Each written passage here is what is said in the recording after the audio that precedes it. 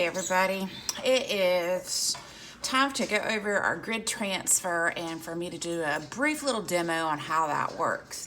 So these are the notes that you should have copied into your sketchbook. If you want to pause the video and check your notes against my notes, you're welcome to do so.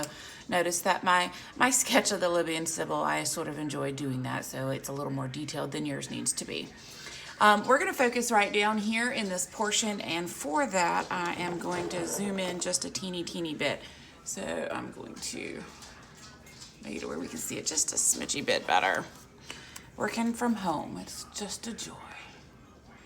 All right, so I have a little like what I call like a elementary school flower, and so it's just a series of 6 loops, an arc, and a couple of leaves. What I want to do is I want to be able to copy this and over here, and I could just freehand it. That is one way to do that.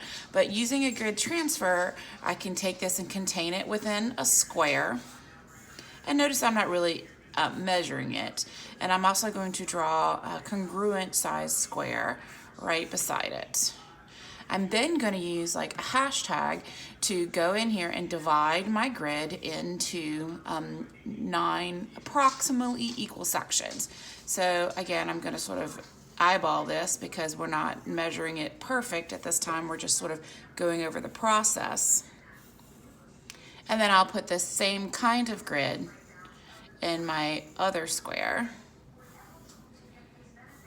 And we can label it. So across the top, you have your numbers, and those indicate your columns. And then I will always use letters to indicate my rows. And the reason why we do this the exact same way every single time is it just really helps keep us, focused on how to do this. So when I look at A1, so that's this square here, there's only a small line that's in there, and it comes a little bit more than halfway down, and it goes to about a quarter of the way over. So look where I'm seeing how this arc intersects those grid lines. So a little bit more than halfway down and about a quarter over, and it's just a loop, kind of like that, a little arc. Number 2, A2, has a whole lot more lines going in it. But right here in the middle, just slightly above, this is like the intersection point for the entire center of the flower. So I have a little bit of a line going down. I have the line as it goes up to meet that one. I have a loop that doesn't touch the top.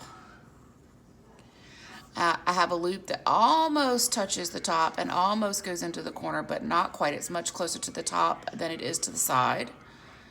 And then I have a loop that goes to the edge and slightly dips under. So to the edge, dips under, and then comes back in. And then there's a little bit that goes down. So I've now done A1 and A2. In A3, there is nothing, so it's completed as well. And then you go on and you go row by row by row. And when you do this, you're tracking these lines as they fill into the different sections. It's kind of easy because you just sort of have to do a little bit, and you don't have to sort of look at the entire thing. You sort of just, can sort of figure it all out just by where it intersects. So I skipped and I didn't do B1. That was very bad of me. So this is kind of difficult. So you see how if I sort of draw a line here and I draw a line here, I can sort of it helps me figure out where that leaf comes in, and it goes, oops, I made it go over too far, because it definitely crosses more like here. And then the other one comes in like right there. There's just this little teeny bit in B1 that's done. B2 has a lot more going on. I can put a quadrant in here, and that'll help me figure out those items. Notice that this loop stays within this quadrant, the upper right or upper left quadrant, and then comes down, and then the other loop fits back in, is what it joins with a stem. And then I've got just the tail end of that loop. I've got the connecting portion of the leaf and just a little bit of the leaf on this other side, so B2 is completed. B3 is a little bit easier. I think this comes a little bit inside half, and it goes up and back towards the half, like here, and then it just reaches right up. So B3 is done. And then C1, just a teeny tiny bit. C2 is more complicated, but if I draw, I know everything is going to end up in the halfway point. The stem continues on down, so that arc just continues. This line matches up, and I've got a nice, almost like a smiley face shape here as this rounds out and goes right in. And then this comes in and just slightly dips downward, and this stretches all the way over. So what this is, by now I've done C1, 2, and 3, because I've managed to get 3 in there. Don't have to check it off on this one.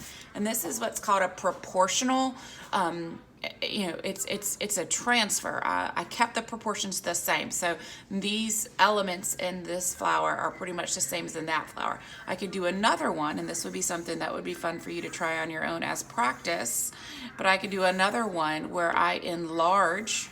So I just draw a larger square and I divide it into 9 approximately equal sections and then go. Now, if I had a ruler, I could measure this, and these are going to be close, a little over ½ an inch, and this is going to be a little over an inch. And so you can see that you're going to more than like quadruple the size of it. So I think it's going to be kind of fun.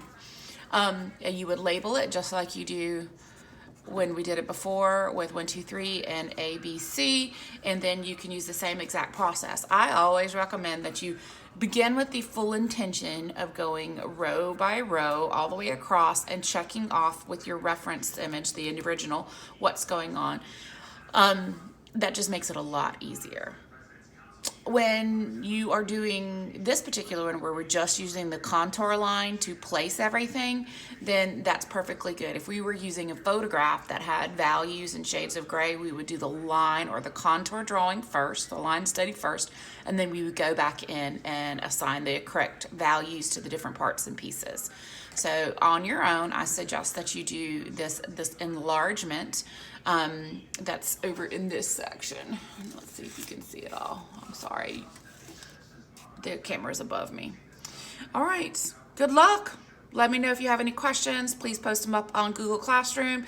Miss Harkins, Miss Pollock, and I will make sure that they're answered. Have a good one.